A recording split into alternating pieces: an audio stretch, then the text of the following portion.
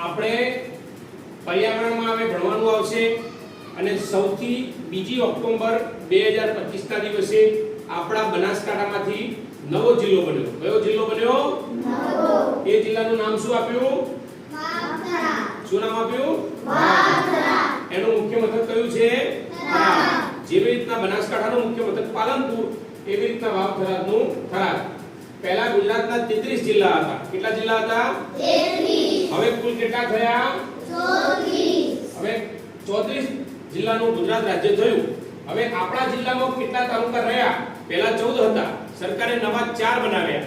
હવે એ બધામાં શું વિભાજન થયું એ આપણે જોઈએ.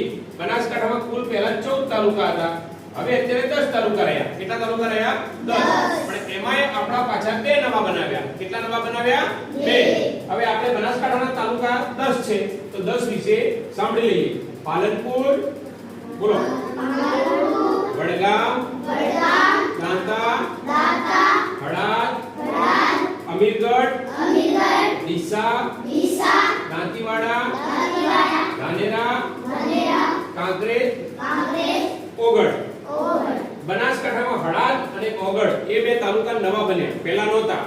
કોંકરેજ જિલ્લામાં ભાગ પડીને ઓગળ કર્યું, દાંતામાંથી હળાદ બનાવ્યું. હવે આપણે કાયમ આટલે બનાસકાંઠાને યાદ રાખવાના રહેશે. એટલે કેટલા રાખવાના?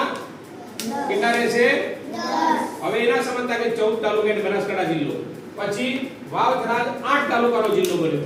એમાં ધરણીધર એટલે ભગવાન શામળિયાનું મંદિર છે ઢીમા, એનું નામ ધરણીધર, અને બીજો થરાદના નજીકનો રાહ તાલુકો બન્યો. એટલે આપણે સમજવાનું આટલું જ કે ગુજરાતના જિલ્લા 34 થયા, બનાસકાંઠાના તાલુકા 10 થયા. યાદ રહી ગયું બધાને?